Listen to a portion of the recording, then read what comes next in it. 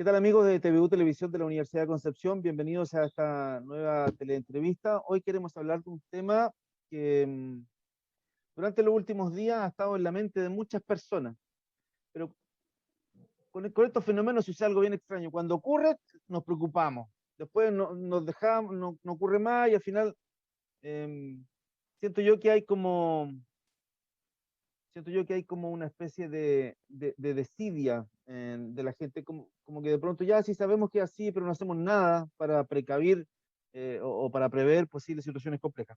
Me refiero en particular a los movimientos telúricos, los terremotos, los sismos. Hoy está con nosotros Jorge Quesada Flori, que él es em, doctor en ciencias geológicas del Departamento de Ciencias de la Tierra. ¿Lo dije bien, profesor? Sí. Doctor en Ciencias con mención en Geología. Mire, quiero partir primero, a ver si podemos explicarle a la gente para que entienda. Nosotros sabemos lo que es un temblor y un terremoto. Ahora, he consultado varias fuentes y sismo, temblor y terremoto, partamos por ahí, ¿es lo mismo o todos son terremotos y punto? Lo que pasa es que en el lenguaje español admite varias categorías. En inglés la palabra es earthquake y si es grande, chico, es la misma cuestión, es earthquake. En castellano, sismo, temblor, o sea, sismo es la acepción general, digamos, para todo un movimiento provocado por ondas sísmicas.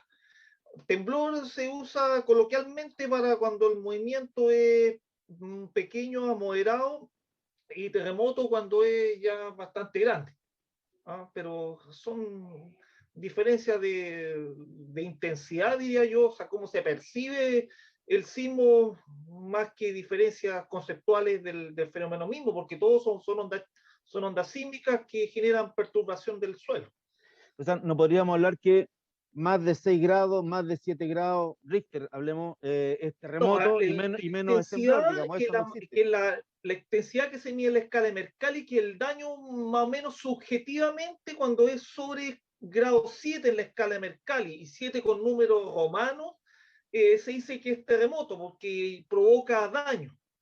Cuando es bajo la intensidad 7 Mercalli subjetivamente, porque no es un límite que está definido formalmente, pero más o menos por ahí está el umbral, digamos, entre separar un temblor chico y un terremoto más grande. Sí. Yo tengo la sensación que, Tú ves la energía que mide el sismo, la escala de Richter, y un grado y otro son 10 veces más grande un grado que otro, o sea, una escala logarítmica. mm, claro, no es que 6 7 y 8 no van, ¿cómo No, decirlo? van No van así, escalonados, sino que uno, aumenta, dos, tres, claro, cuatro, así, en la medida que un grado 8 a un 9 dos veces más grande que el 8. Entonces, mucho más la diferencia en la medida que estamos en la parte alta de la escala cuando se habla de magnitud Richter. mm. Esta semana, bueno, la semana que pasó, estos últimos días, últimas 2 semanas hemos tenido varios movimientos telúricos. Bueno, yo estuve analizando el tema. Decir que en Chile sabemos que tiembla siempre y sabemos que va a ser así, pero mire, el 2019, 7.733 movimientos telúricos de 2 a 7 grados. El año 2020, 7.826 sismos, también entre 2 a 7 grados. Más o menos son 300 perceptibles al año. Perceptible es cuando la persona siente que algo se mueve pequeñito, o digamos, o un poquito más.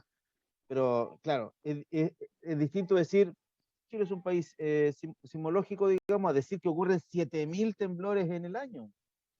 Sí, pues, y hay muchos más, o sea, dependiendo del lugar del mundo en que tengamos, o sea, depende del tipo de suelo, o sea, hay a veces suelo blando favorece que se sientan más, suelos duros disipan las ondas sísmicas, qué tan cerca estemos de la fuente sísmica, si estamos arriba de un edificio. Ahora, si tenemos un instrumento, un sismógrafo, ese te puede, dependiendo la sensibilidad del instrumento, es capaz de determinar terremotos en el otro lado del planeta. Entonces, o sea, todos los días ocurren sismos. Mm. Hablemos un poquito del fenómeno de los últimos días. Em, Se hicieron varias entrevistas a varios profesionales, algunos del Departamento de Ciencias de la Tierra ahí, que son colegas suyos. Fuerte sismo que se percibió esta mañana en gran parte de la región del Biobío. En la siguiente gráfica vamos a revisar algunos datos.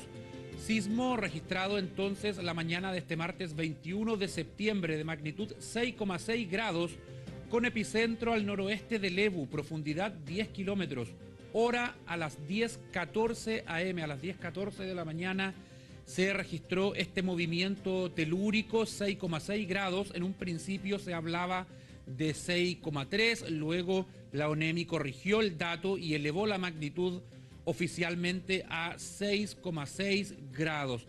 Por supuesto que esto a mucha gente la hizo recordar lo que fue el terremoto del 27F. Hablamos con expertos también que si bien no descartan nuevos sismos de una alta magnitud, sí sería poco probable que tuviéramos un terremoto como el del 27F. Eso, al menos en los próximos años, no sería posible. La nota es de Javier Monsalves. Son registros de redes sociales del momento exacto del sismo de 6.6 grados Richter de esta mañana, a 150 kilómetros al noreste de Lebu. En la capital regional, a 16 pisos de altura, se vivía así. Nuestro primer temblor. ¡Wow! Los penquistas, en su mayoría, percibieron el sismo, que nos hizo recordar que debemos estar siempre preparados para una emergencia telúrica. Pero la población, ¿tiene un kit básico para este tipo de eventos? No, yo creo que nunca está preparado. ¿Y en su casa tiene algún kit de emergencia, agüita, linterna? Nada. No tengo nada. Con suerte andaba con el teléfono. Pero siento que sí, se perdió. Hay que estar preparado, pero se lo olvida. Se lo olvida. Pero yo le digo a veces a mi esposa, bueno, juntemos este otro y cualquier cosita, así que preparémoslo. No estamos preparados todavía porque estamos más preocupados de la pandemia más que nada. Y es que ha pasado solo un poco más de una década desde el último gran terremoto en Chile, que tuvo epicentro en Copquecura y que afectó principalmente a Concepción y Talcahuano.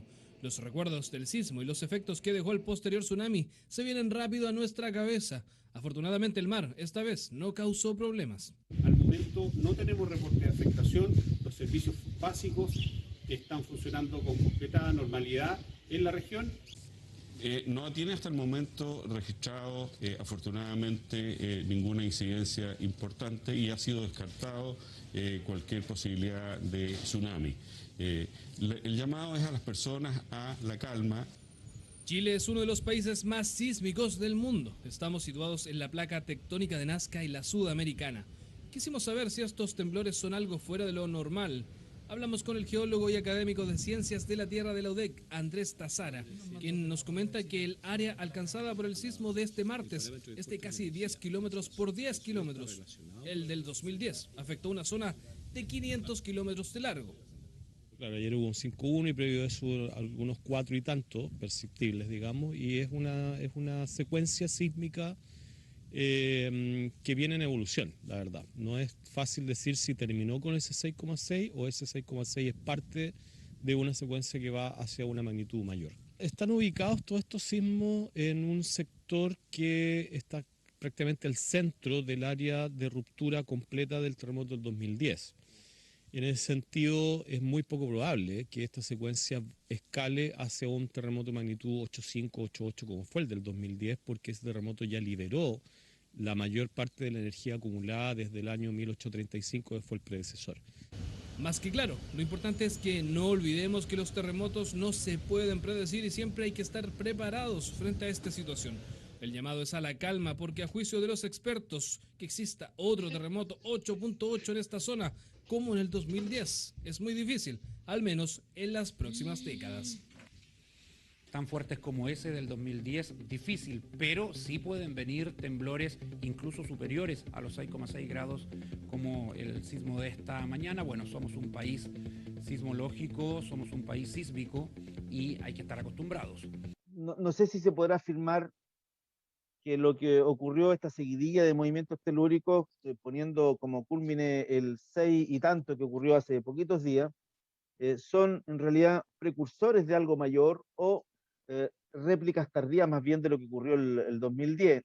No sé si se puede afirmar taxativamente una u otra cosa. Yo no creo ni lo uno ni lo otro, porque cuando ocurrió el terremoto del 27 de febrero, o sea, tuvo dos segmentos de ruptura, uno entre Valparaíso y Constitución, que fue el segundo segmento, y el otro el del sur, donde partió la ruptura entre Coquecura y el sur de la Isla Mocha. El segmento sur, donde estamos nosotros, rompió dentro de la zona del contacto entre las placas, rompió la parte más profunda. Más o menos entre la isla, unos cuantos kilómetros más mar afuera de la isla Santa María, hasta el borde oriental de la depresión intermedia. En los temblores que ocurrieron ayer, o sea, en esta semana ocurrieron más allá de la isla Santa María, en la fosa misma donde comienza a hundirse la placa de Nazca, más o menos en esa zona es donde se concentra el enjambre sísmico con el evento de mayor magnitud que fue el martes en la mañana. Entonces esa zona tuvo menos deslizamiento para el 27F. Ahora, en febrero, no me acuerdo el día exacto, fue entre el 11 y el 14 de febrero del año 2012, ocurrió otro evento, 6,9 en la tarde, no recuerdo la hora exacta, y ese evento, más o menos la misma zona donde ocurrió el enjambre de esta semana, también rompió la parte más profunda, pero no tan cerca de la fosa. Entonces, la zona más cercana a la fosa, donde recién empieza a moverse la placa de Nazca, a hundirse, digamos, no ha tenido mucho movimiento y en la ciencia, digamos, se ha considerado de que esa zona es más bien asísmica, que donde recién empieza a hundirse, porque la placa de Nazca cuando empieza a hundirse arrastra sedimentos marinos, entonces eso actúan como lubricantes, entonces se ha asumido ciertos paradigmas de que producto de esa lubricación de sedimentos no temblaba la zona más, digamos, donde comenzaba la subducción. Pero cuando ocurrió el terremoto de Japón del año 2011, un magnitud 9, fue en la parte más superficial del contacto entre las placas y eso rompió ese paradigma. Y lo que pasó esta semana también sería un ejemplo de que la ruptura llega hasta bien arriba del contacto interplaca. En todo caso, yo creo que eso fue algo más bien local y lo otro que llama la atención es que ocurrió justo en el eje del cañón submarino del río Biobío. En el río Biobío, donde desemboca entre la desembocadura y Boca Sur, tiene un valle submarino que se extiende hasta la fosa. Entonces llama la atención que este enjambre sísmico está alineado con ese cañón submarino. No sé si tendrá que ver, o sea, porque es un rasgo geográfico nomás, o sea, batimétrico del relieve, que incluso debiera significar una menor carga para la placa, para el contacto entre las placas, pero llama la atención que sea justo ahí. Una ruptura de magnitud 6,6 equivale más o menos a una ruptura de unos 20 kilómetros de longitud. O sea, más o menos entre frente a Boca Sur hasta la isla Santa María, más o menos esa zona, pero más adentro fue lo que se rompió. Sí, Y esa zona de la isla Santa María, digamos, hasta la península de Arauco, más al sur, fue la zona que más energía liberó el terremoto del 27F, el Cemento Sur. Entonces, solo para hacer la comparación. no creo que haya energía suficiente como para generar un próximo terremoto, al menos en el corto plazo. Un terremoto similar al 27F, ¿a eso se refiere? Sí, yo no veo que vaya, porque no hay energía, ¿de dónde vamos a sacar la energía? O sea, si ya se movieron como 8 metros las placas, más o menos entre la isla Santa María y Lebu, entonces aquí un poquito más al norte, donde ocurrió la ruptura ayer, fue un poquito menos, deben haber sido unos 6 metros, pero no deja de ser. El cemento norte de ruptura, el de Constitución, Apichilemos, o sea, hay distintos papers, pero que más o menos entre 15 a 20 metros fue lo que se movieron las placas en la parte norte. Pero en la parte norte no ocurría terremoto de Talca para la Constitución desde la llegada de los españoles que no ocurría un terremoto en esa zona. Entonces, por eso la energía fue tanta la liberación de energía.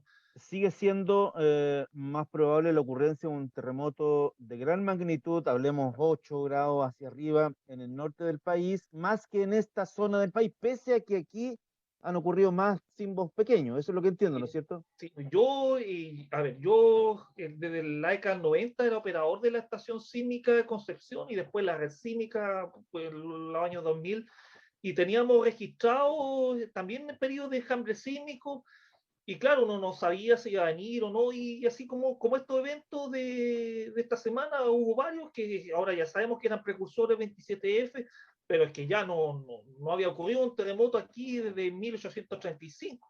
Ahora, hay otro terremoto que se conoce bien poco, que es el de 6 de mayo del 53, que rompió entre Tomé y también Tuul, más o menos. Esa zona fue también en la parte profunda del contacto interplaca, es muy poco conocido, magnitud 7,6. Entonces, aquí han habido varios terremotos en las últimas décadas. Entonces, eso hace pensar de que no hay energía acumulada. En cambio, en el norte hay segmentos.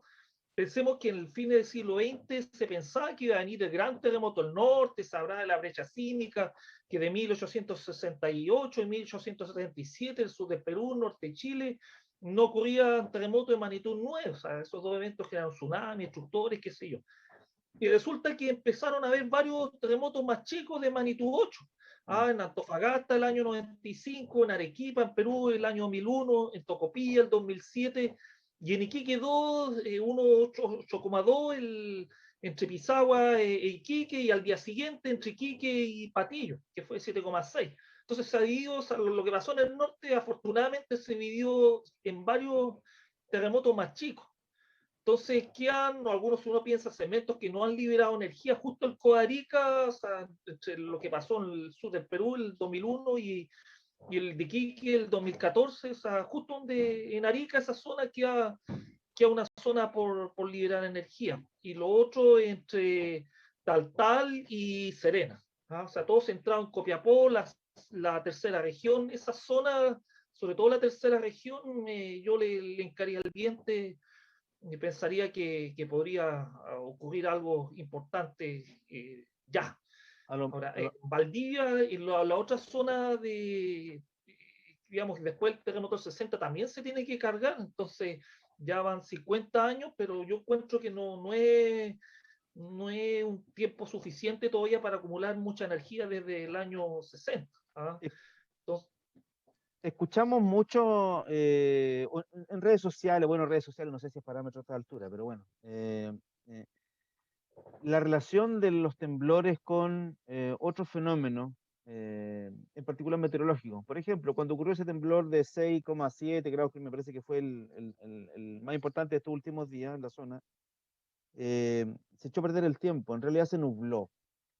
Claro, sí, usted me dice que no al tiro, pero en redes sociales está, y sobre todo en las generaciones más antiguas, digamos, los abuelitos dicen, no, se echó a perder el tiempo, no, fue por el temblor, fue por el temblor. No hay ninguna relación entre un movimiento telúrico y esa condición en particular, pero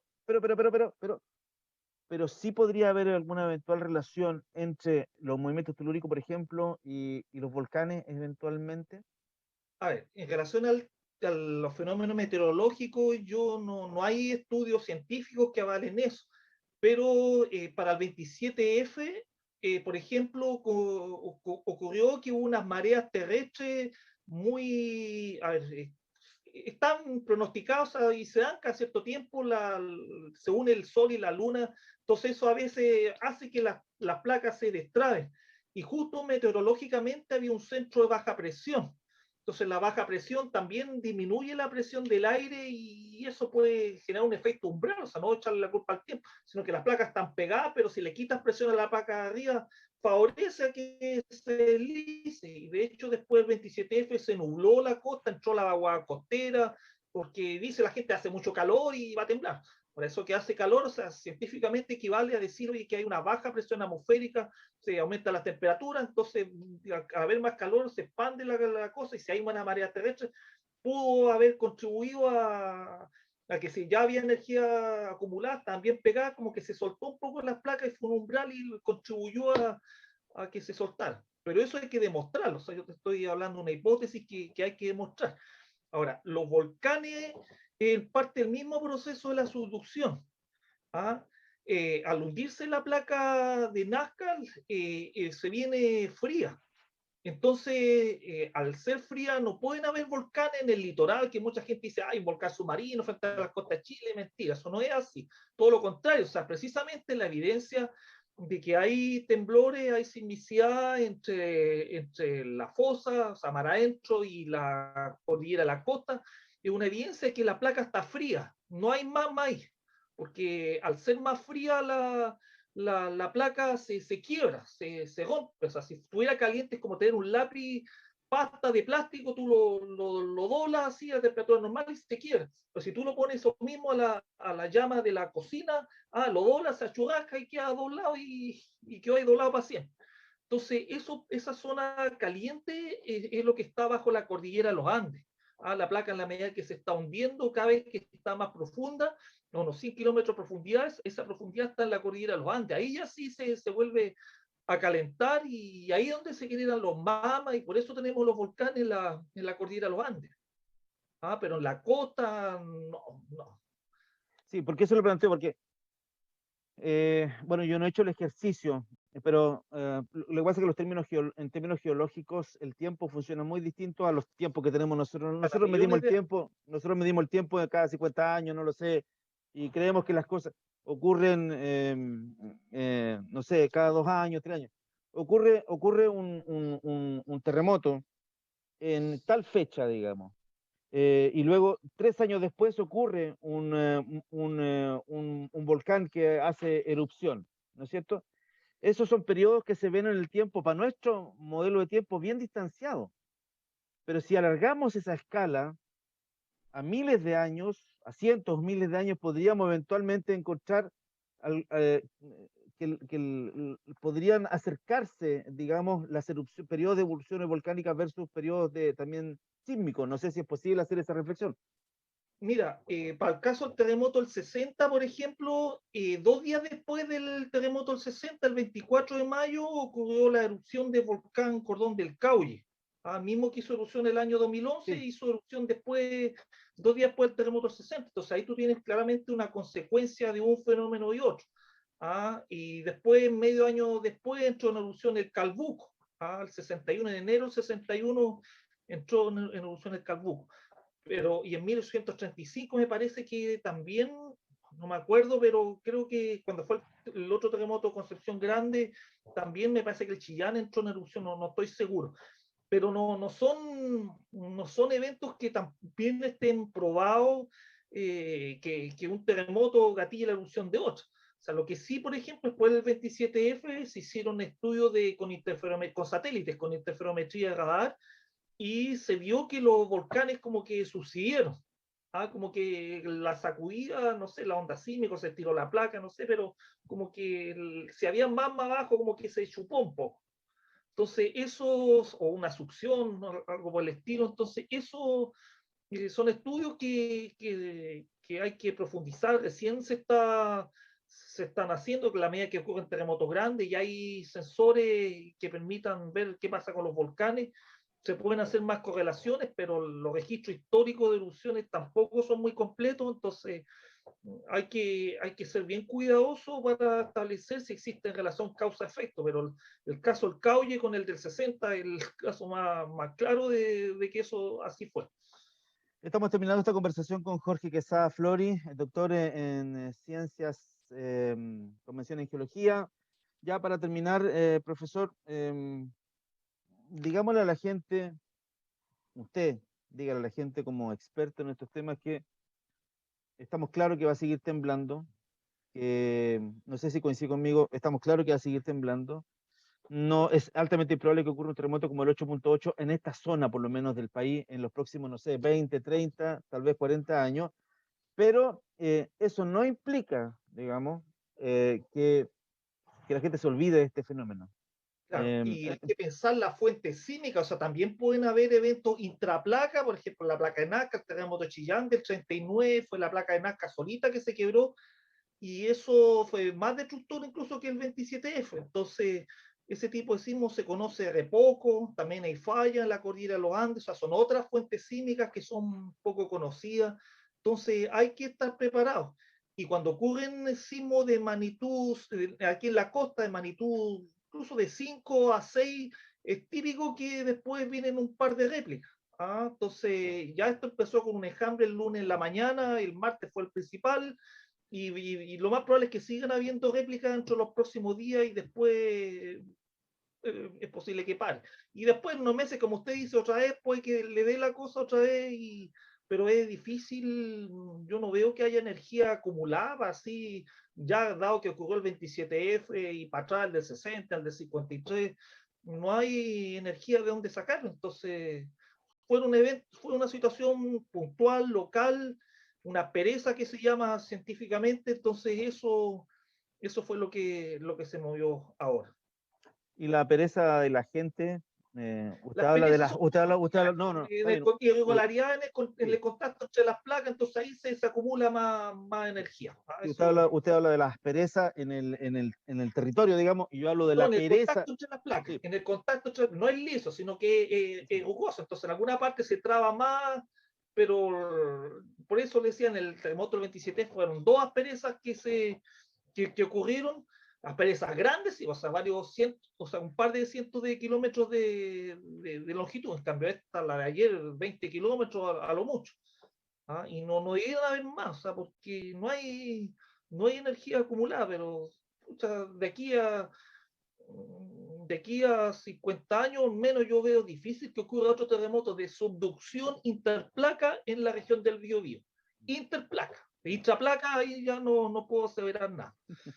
Sí, porque ahí tendríamos que entrar a analizar las fallas y un montón de otras cosas que son muy distintas. Muchas cosas que no se sabe todavía qué pasa con la placa, como es una placa que está dentro, digamos, no se sabe. La verdad es que con el estado de conocimiento científico no es posible pronosticar si muy intraplaca. O sea, tenemos registro de los interplacas desde los españoles, pero los intraplacas son mucho más distanciados en el tiempo, mucho menos frecuentes, entonces se conoce poco su recurrencia.